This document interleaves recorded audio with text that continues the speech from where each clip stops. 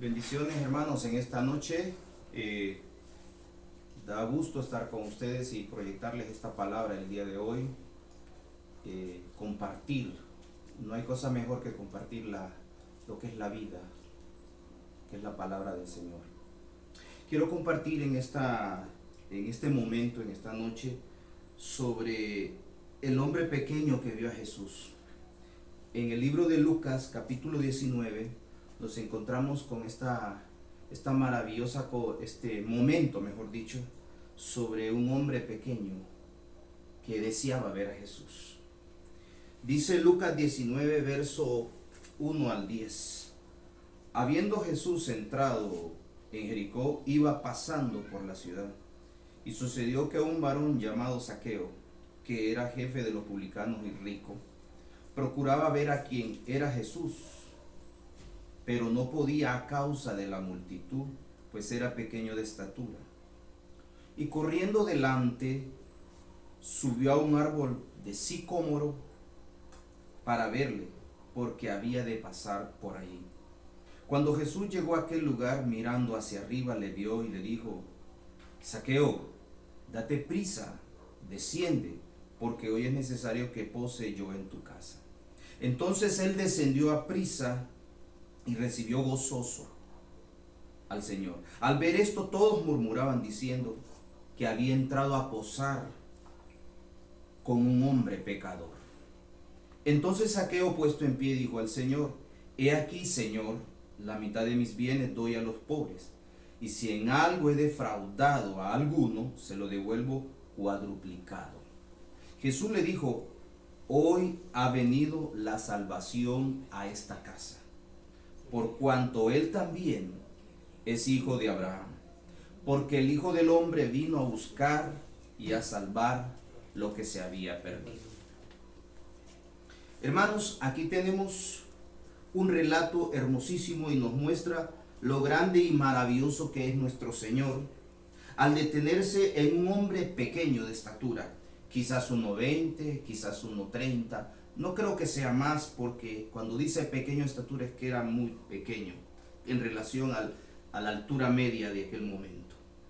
Pero él se fijó en este hombre pequeño y lo vio no hacia abajo, sino que lo vio hacia arriba.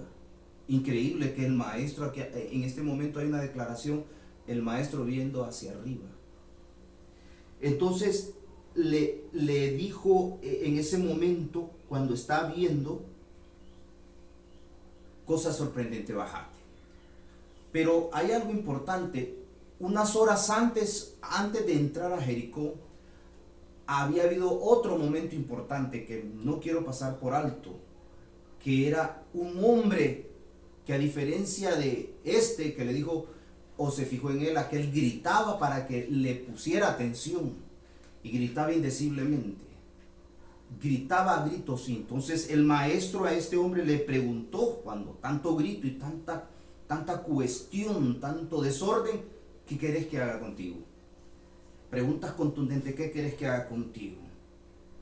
Y habiendo concedido la petición, dice, entró entonces a la ciudad de Jericó, a este lugar. Y ahí sucedió el encuentro sorprendente entre un hombre adinerado y el Señor del universo, que quede claro.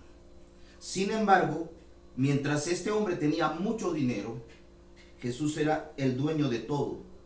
Y este no dio voces extenuantes como aquel hombre que estaba fuera de la ciudad, sino que tranquilamente recibió una orden: bájate, que es necesario que hoy descanse en tu casa.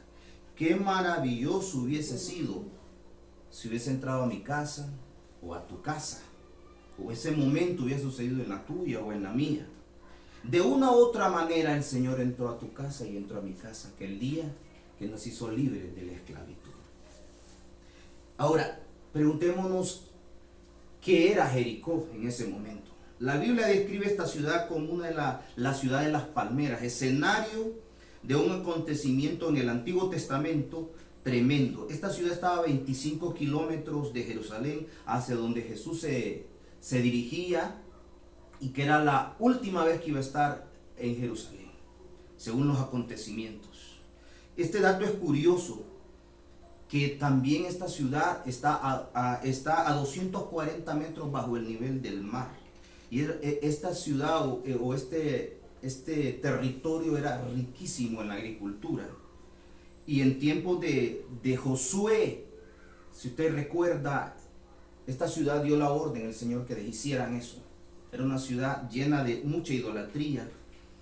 Y los israelitas dieron 7 vueltas por esa ciudad, mientras el pueblo de Jericó en los muros, porque tenía unos muros exageradamente fuertes, eran indestructibles en su tiempo, se reían de ellos. Y en esta ciudad sucedió ese acontecimiento que hasta música tenemos, ¿verdad?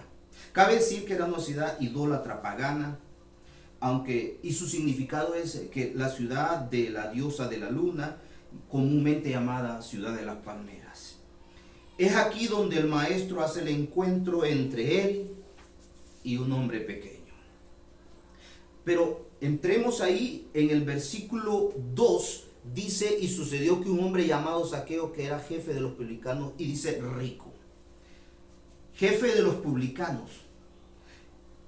Jericó en ese momento del tiempo de Jesús estaba bajo el dominio romano. Y Roma había licitado esta ciudad con una cantidad de impuestos de acuerdo a lo que producía. Y tenía el control de eso, pero tenía un hombre puesto para este asunto. Y al que tenía este control, o el que tenía este control, se llamaba Zaqueo. Él tenía el control de la caja de dinero de esa ciudad. Podemos decir que era el presidente del Banco Central de Jericó. Lo demuestra de esa manera. Deduzca usted por qué este hombre era muy rico sobremanera. Manejaba todo el control del capital de una ciudad. Pero Zaqueo, dice el versículo 3, procuraba ver quién era Jesús. ¿Quién es ese personaje? ¿Quién es el hombre? La estatura no le permitía ver a Jesús. Desde la tierra quería ver, pero ¿qué sucedía? Era complicado, no tenía una visión como lo tenían los demás. Todo un muro de cuerpos le impedía ver lo que deseaba. Sin embargo, el pensamiento, dice el versículo 4, aconteció, corriendo delante, subió a un árbol de sicómoro, y fugazmente la idea le vino en ese momento. Los segundos se volvieron intensos para Zaqueo, pues Jesús caminaba y hablaba y avanzaba. A todo esto no se sabía cuántos intentos hizo Zaqueo, cuántas veces brincó. Imagínense, brincó una vez, brincó del lado derecho, del lado izquierdo, se fue por la esquina, pero no pudo verlo. Quizás agarró una piedra o un tronco y tampoco podía verlo. Quizás importunó a algunas personas, quizás le dieron algún codazo para que se quitara, porque los importunaba. Así que pensó de manera rápida y miró hacia adelante un árbol de sicómoro y dijo: allá está, yo treparé y veré en todo el esplendor, seré el que tenga la mejor posición para ver al maestro. Y es aquí, hermanos, que vemos el deseo ferviente de este hombre. Al versículo 5 y 6, cuando Jesús llegó a aquel lugar, mirando hacia arriba, le vio a Zaqueo y le dice: date prisa, desciende, porque hoy es necesario que yo pose en tu casa.